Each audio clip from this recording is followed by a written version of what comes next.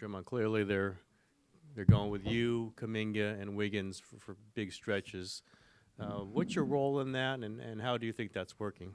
I think it's working good. The speed and athleticism that unit, a lot of interchangeable parts. Defense, great length. I think it's going well for us. And then the level that both of those guys are playing at, which is what allows it to work. So got to give those guys a lot of credit. For me, it's just about being an anchor on the defensive end. When you got J.K. and Wiggs hawking the ball, it's important that they feel comfortable with the defense that's behind them. So, it's on me to make sure I'm talking. And then also making sure that the ball is moving around in that unit. At times, we sometimes get a bit stagnant, and so just making sure everybody's getting involved on the offensive end and taking advantage of the weapons that we have out there. There was a play with about 2:30 left where, they were getting kind of desperate late, but they doubled off Kuminga, Steph at half court, threw it over to J.K. and he went to the rim. What is he giving you in that aspect? Is just downhill, attacking creases, and making it so it will be more difficult for teams to do stuff like that? The way he's attacking the basket, I don't think there's anyone that can stop him from getting to his spot. So at times, I go at him a little bit about, like you took the three and that's fine. I don't mind you taking the three. But can somebody stop you from getting anywhere you want to go? Just challenging him and then also building trust. And so he know that no matter how it's going, we trust him and we got his back. And, when he's attacking the basket like he is, there's not many people in this league that can jump with him. See how shocked he was when KJ blocked his shot.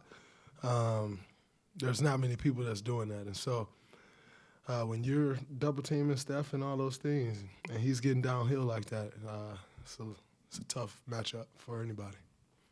Dre, you're shooting it really well from deep this year, over 40%. I guess going into the year or throughout the year, have you been doing anything different preparation-wise with Trav or with Jacob with your shooting? Or, just talk a little bit about how you've been shooting this year and why you think you've been shooting it so well. I think, obviously, every summer I work, so I'm not going to sit here and say, oh, man, I worked this summer. Like, we work every summer. I don't think there's many people that work harder than me and Travis works. But I think, it started with building the confidence and then just trusting it. Catching the ball in rhythm and shooting it. For so many years I stopped shooting in rhythm, and then, you catch it, you wait, you look, and then all of a sudden you shoot.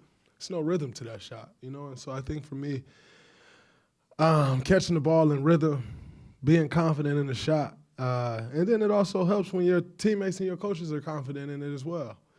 And, for me, that was huge. And then I did a lot of meeting with Greg on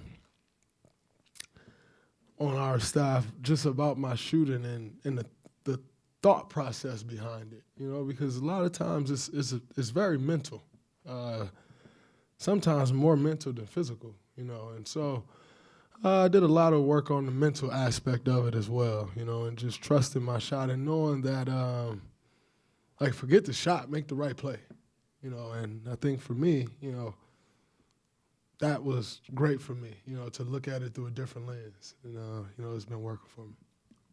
Draymond, the guys were really excited, anticipating your return because you're the floor general. So in your mind, and I know you can't fix things overnight, what do you see that's improved since you've been back, and what still needs work moving forward? I think we can be better turning the ball over. I thought we had some careless turnovers tonight, especially early on in the game. Being more consistent on the defensive end, I think we're starting to fly around on that side of the ball. But being more consistent, rebounding the ball better. We got off to a terrible start rebounding. I'm not sure what was the final. Dang, we actually ended up out rebounding them, but I think they had 7 offensive rebounds in the first 6 minutes of the game. And so cleaning that up And then making sure that we're organized on the offensive end. That's what I try to bring to this team, just making sure the right guys are getting the ball in the right spots. A lot of that obviously falls on Steph, who has the ball. But, when I do have the ball, just trying to direct traffic, get guys in the right spots and situations, actions that I know would be successful for us. And it's been, it's fun. I think it's starting to come together for us now. We just got to put string some wins together. Dre, you guys have gotten the most we've ever seen out of Andrew Wiggins lead with a championship. And then he just, he had a rough patch where he kind of looked like a player we'd never seen before. What do you think of how he's kind of climbing his way back and regaining his form, and what has been your, I guess, advice to him while he's trying to find his way back? My advice to him is you're damn good at basketball. People are going to talk. They're going to say this, they're going to say that. But you're very good at this game, and trust in that.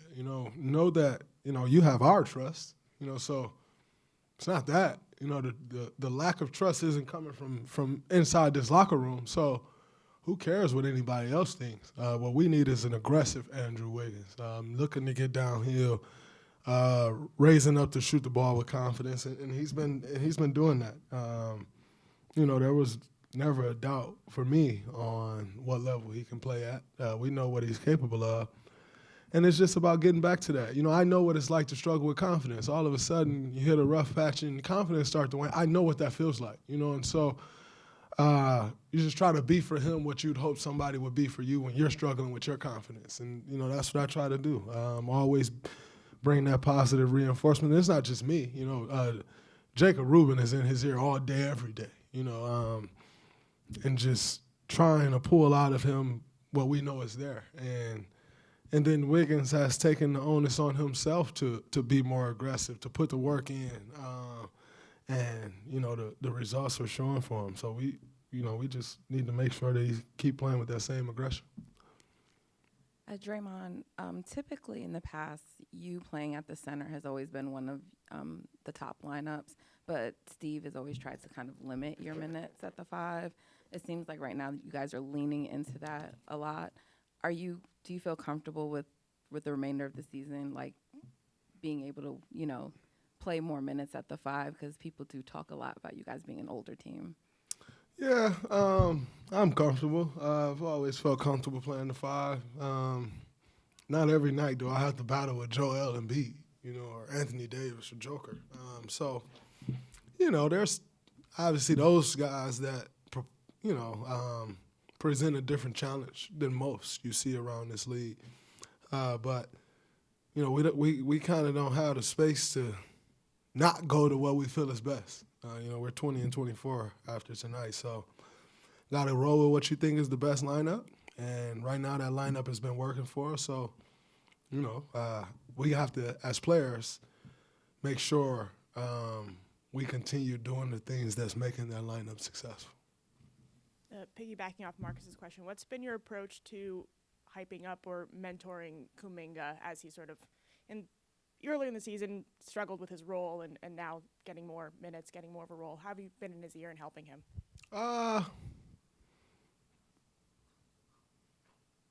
You want to know what I tell him?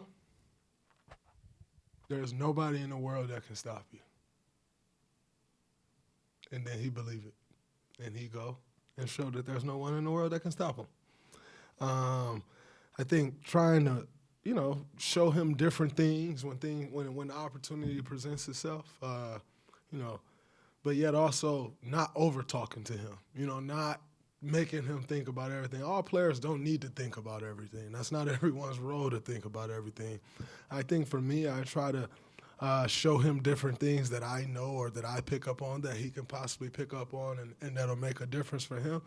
But I'm not going to sit here and act like, man, JK's playing great. It's all on me. Like, he put the work in. He's that talented. He's that good. And so, as one of the leaders on this team, you just want to continue to breathe life into him. Continue to make sure that he has the utmost trust from us. And one thing we talked about is to your point of us getting older, we had older guys ride our legs for years, you know? And because we were younger, you were able to handle that. So now it's his turn. And he's going to carry us some now. And I think that's the maturation process, right? Like, that's why you draft a young guy like that with the 7th pick, because the roles will reverse, and you're starting to see that. You know, he's starting to carry us more than we're carrying him. And that's what you hope to see, you know. Dave at least set me up for success. And then I was able to carry him some like he carried me early in my career. That's the maturation process. And that's what you hope to see. And he's handling it with grace and very well. Draymond, following up on you being the floor general and running the 5, tonight you had the monster Joel Embiid, home to 5 for 18 shooting from the field and also 8 turnovers. What was the defensive strategy against him tonight, and how satisfied are you with it? You know, just try to make it tough on him. With any guy like Joel Embiid, you just want to try to make his catches tough. You want to try to make the shots that he's getting tough. And in saying that, you can make him tough as you want, and he can go for 70. So you just try to contest every shot, knowing that he's the MVP for a reason. He's great for a reason. You're going to make him take some tough shots, and he's going to make them. But you live with those results if you know that you put your best foot forward. Those same shots that he missed tonight, he could very much so make them next week. You know, and we know that. You know, you don't lock a player like Joel Embiid down. You try to make it tough, and he either make it or he miss it. And you live with those results. I think one thing we did a good job of is not putting him on the free throw line.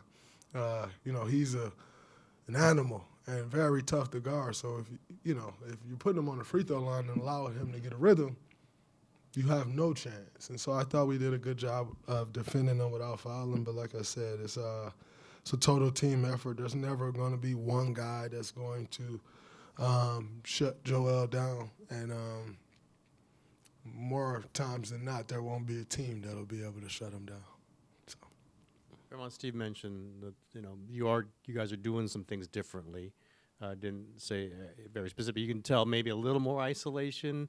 Is there some sense that things had to change a little bit? You guys have been doing it pretty much the same way for a lot of years, and obviously one a ton. But has there been a little shift, and how necessary was that? I mean, when teams are chasing you for 10 years, at some point they're gonna figure it out and make it tough. And it started to get tough. Steve has always been one of the greatest coaches I've ever seen at making adjustments, whether that's in series, whether that's in game, whether that's in season or an overall season. He's one of the greatest at making, identifying what needs to happen and making those adjustments. And, I think, credit to the guys in the locker room for, buying into what those adjustments are.